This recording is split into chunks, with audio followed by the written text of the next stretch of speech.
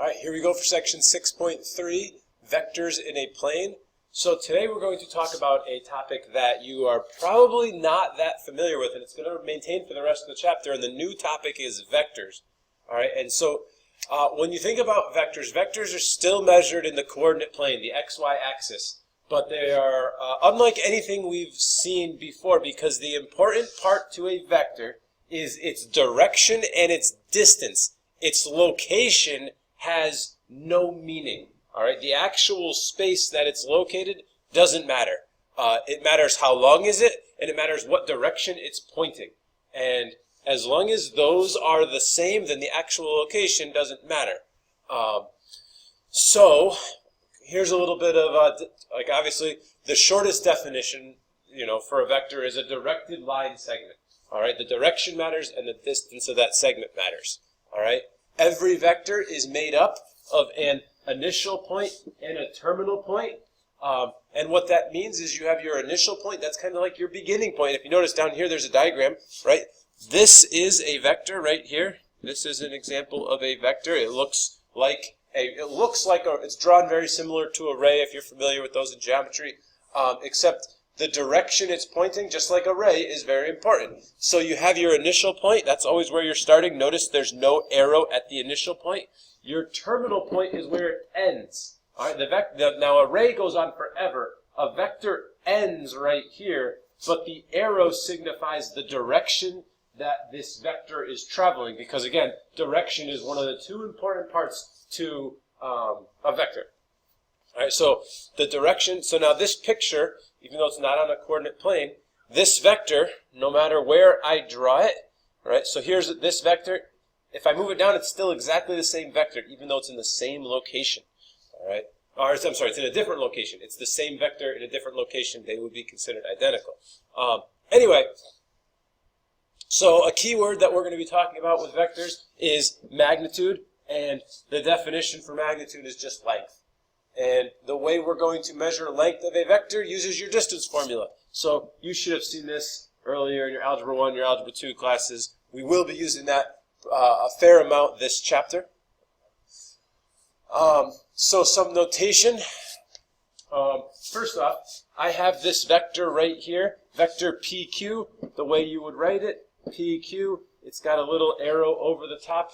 This little tail, it doesn't show up great on my software here, but you can see it. It's just barely there. If I erase that, you can see there's a tiny vector there over the PQ, but this is how you write it in your notes right here.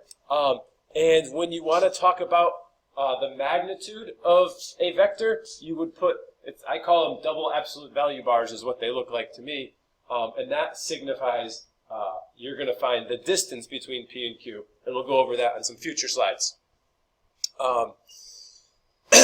Another way to write a vector, so if you don't want to use the notation PQ, you can use a lowercase, and if it's written in a book, it's bold. Obviously, if you're taking notes, you're not going to be able to write in bold. But a lowercase bold letter is another way to signify a vector. So you'll see that notation pretty common in our book and in our assignments. And again, this is what I've been saying the whole time. Vectors that have the same direction and length are equivalent. So if I went to this vector and I copied it, right, and I was to paste it, all right, this vector, even though it's in a different location, has the same direction, it has the same length. Even though they're in different locations, they are equal, 100%. There's nothing different on them. They're treated exactly the same, even though they're in different locations on the board. Okay, let U be the vector from 0, 0 to 3, 2, and V be a vector from 1, 2 to 4, 4. Show that these two vectors are equal. Show that U is equal to V. So what we need to show is they are the same length and same direction.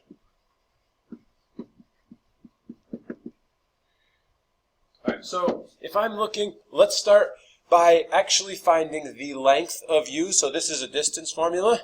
All right, so here it would be 3 minus 0 squared plus 2 minus 0 squared. So that's distance formula. So I'm looking at the square root of 9 plus 4. The length of this vector is 13. I would have to do the same thing for v, different calculation here, but it's 4 minus 1 squared plus 4 minus 2 squared. So plus, that's 4 minus 2 squared. This would be the same exact calculation. It would be 9 plus 4, which is the square root of 13. I've shown they have the same length. That does not mean the two vectors are the same until I prove they have the same direction. And when I think about direction, I'm going to go back to one of our algebra. So if I think of this here, 0, 0 to 3, 2. There's one vector. And I'll do the vector v in green. 1, 2 to 4, 4.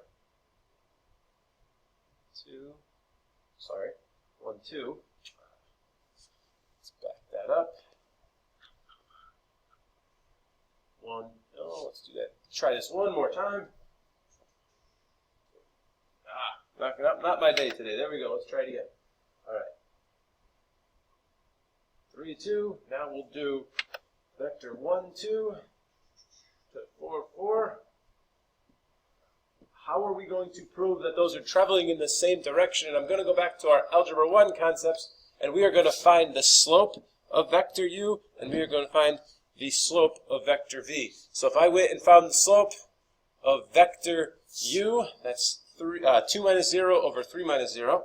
So vector u would be 2 minus 0 over 3 minus 0. That's the slope of 2/3. And vector v would have a similar calculation. It's going to be 4 minus 2.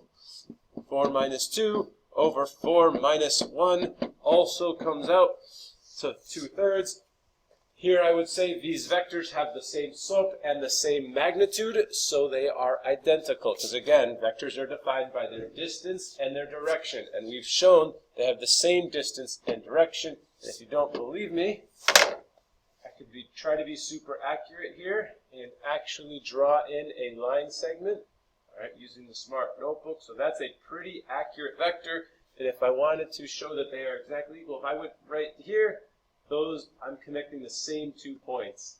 That's about as accurate as we can be. But you can see those two, that I didn't change the direction, I didn't change the length. Even though they're in 2 different locations, they are considered equal. That's the key point to a vector. All right, so what we had in the last one, that initial point and the terminal point, that works. That can define any vector. What we're going to see probably significantly more is called component form. And what it does is it allows us, because the location doesn't matter in a vector, what we're going to set is most of the vectors we draw will be in component form, and what that means is that the initial point will be considered the origin, 0, 0. And that leaves us one point to plot on the coordinate plane to define our vector, and we'll know its direction, and we'll be able to figure out its length pretty easily. All right, and so component form is another word to say standard position of a vector. All right. So when we use component form, you can say the initial point is 0, 0, and the terminal point is something here. I've called it V1, V2. But it's the notation that's easiest if you have a vector in component form. The difference is you write this. Now notice this is parentheses right here. These are now, they're really brackets with pointed corners. That tells you it's in component form. So instead of having to say, oh, this coordinate's in component form, this one's not, now we have a notation that tells us, boom, I look at this, I know, okay, the initial point is 0, 0, my terminal point is V1, V2, whatever numbers those might be, because now I know it's in component form, I don't need to write anything extra. A couple things you're going to see relatively often, not often, but there's the 0 vector. The 0 vector is in component form, the 0 vector is 0, 0. That has no direction and no distance. The initial point and the terminal point are both 0, 0. So that's one that you'll see in this chapter. Again, you're going to see several definitions today. To write a vector with initial point P1, P2 and terminal 1, Q1, Q2 in component form, well, it's essentially you just find the difference in your x values and the difference in your y values, and you'll be able to put it into component form.